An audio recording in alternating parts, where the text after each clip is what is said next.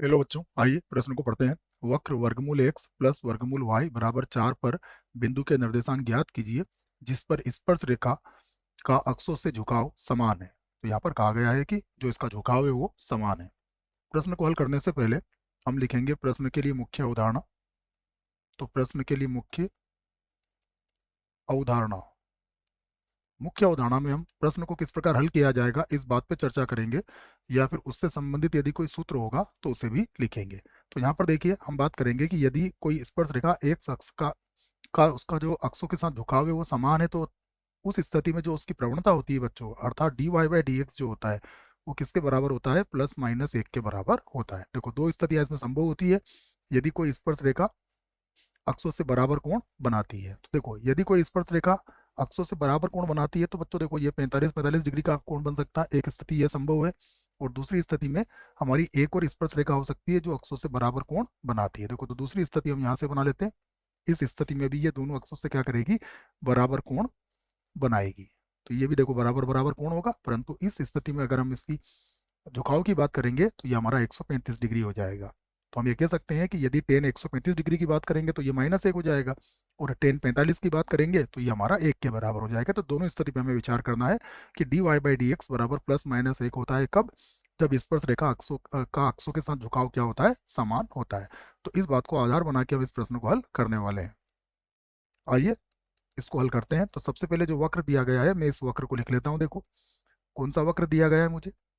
तो वक्र वक्र है वर्गमूल एक्स प्लस वर्गमूल वाई और बराबर कितना है? 4। तो ये एक वक्र मैंने लिख लिया है, इसको समीकरण नंबर 1 बना लिया। और हम लिख लेते हैं माना माना स्पर्श बिंदु,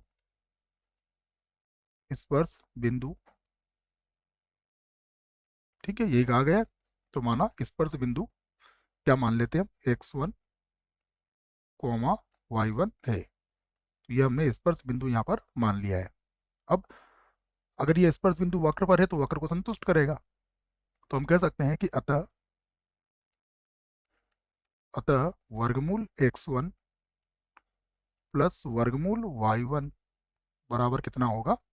4 होगा। इसे बना दी मैंने समीकरण नंबर 2। ठीक है, अब समीकरण नंबर 1 का हम अवकलन करके D Y by D X ज्ञात कर सकते हैं इसका। देखिए, तो लिख लेते हैं समीकरण 1 का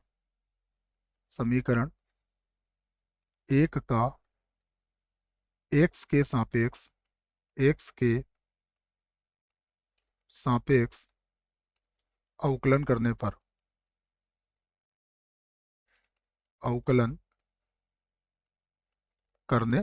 समीकरण नंबर 1 का हम क्या करेंगे बच्चों? एक्स के सापेक्ष अवकलन करेंगे, जिससे कि हमें D Y by D X इसका मिल जाएगा। तो ये होगा 1/2 वर्गमूल एक्स प्लस यहाँ करेंगे तो इसका भी हो जाएगा 1/2 वर्गमूल वाई, और वाई का पुनः करना पड़ेगा तो डी वाई बटा डी एक्स हो जाएगा। और बराबर कितना हो गया? बराबर देखो, 4 का अवकलन क्या हो जाएगा? 0 हो जाएगा। तो 1/2 वर्गमूल एक्स को बराबर किधर ले आओ आप? तो ये होगा डी वाई बटा डी एक्स। मैं पूरा लिख देता हूँ, 1/2 वर्गमूल वाई और डी वाई डी एक्स, ये इसके गुणा में रहेगा।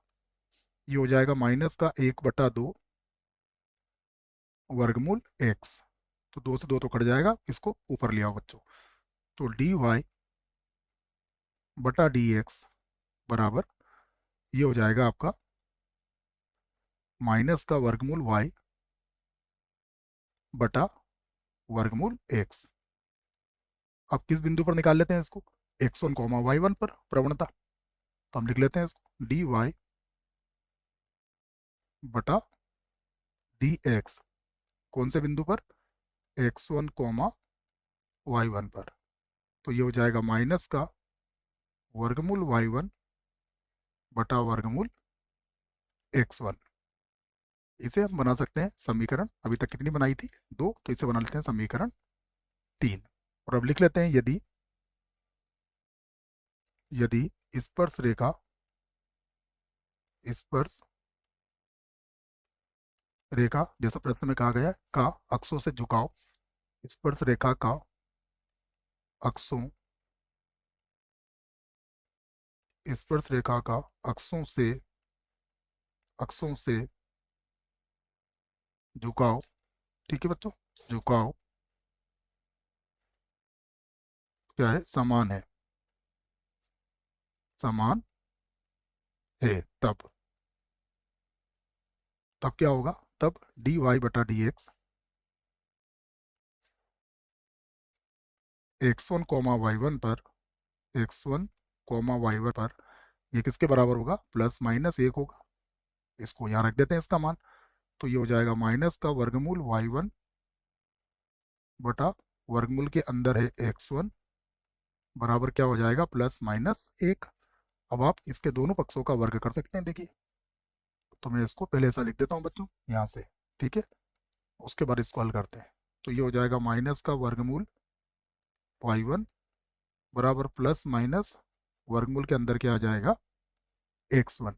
ठीक है, तो अब इसके दोनों पक्षों का वर्ग कर देते हैं, तो यहाँ लिख देते हैं दोनों पक्षों का वर्ग करने पर, दोनों पक्षों का वर्ग करने पर, वर्ग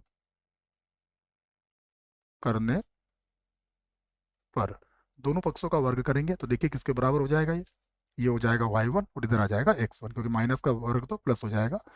तो यहाँ आ जाएगा वाई वन बराबर क्या हो जाएगा, एक्स वन। ठीक है, तो वाई वन बराबर एक्स वन हो गया। अब ये जो मान आया है बच्चों, ये मान हम इसको पहले समीकरण नंबर 4 बना लेते हैं, और ये मान हम कहाँ रख सकते हैं, समीकरण 2 में रख के मान ज्ञात कर सकते हैं। ठीक है, तो मैं लिख देता हूँ अब समीकरण 2, समीकरण 2 से देखिए ये हो जाएगा वर्गमूल के अंदर एक्स वन प्लस फिर वर्गमूल के अंदर यहाँ भी क्या हो जाएगा, एक्स वन और बराबर कितना हो जाएगा, 4। इसे जोड़ लेते हैं, तो ये हो जाएगा 2 वर्गमूल एक्स वन बराबर 4। तो ये हो जाएगा वर्गमूल एक्स वन, 4 से 2 कट जाएगा 2 बार, और वर्गमूल को जब बराबर की तरह लाते हैं बच्चों तो वर्ग हो जाता है, अर्थात एक्स वन बराबर क्या हो जाएगा, 2 का वर्ग हो जाएगा। तो यहाँ से हम कह सकते हैं कि एक्स वन बराबर कितना आ गया, 4 आ गया। तो हम कह सकते हैं कि एक्स वन बराबर 4 है तो वाई वन का मान भी 4 होगा। तो हम कह सकते हैं कि यदि यदि एक्स वन बराबर 4 तो वाई वन बराबर भी क्या है, 4 होगा, 4 होगा, क्योंकि दोनों बराबर है। अब देखते हैं हमसे क्या पूछा गया था। ठीक है, हमें से बिंदु के निर्देशांक पूछे गए, तो हम लिख सकते हैं अतः अतः अभिष्ट अतः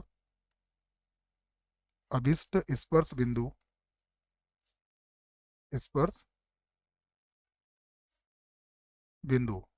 अभिष्ट स्पर्श बिंदु क्या होगा हमारा, देखिए 4,4 हो जाएगा, और यही हमारे प्रश्न का क्या होगा, ये हमारे प्रश्न का उत्तर भी होगा।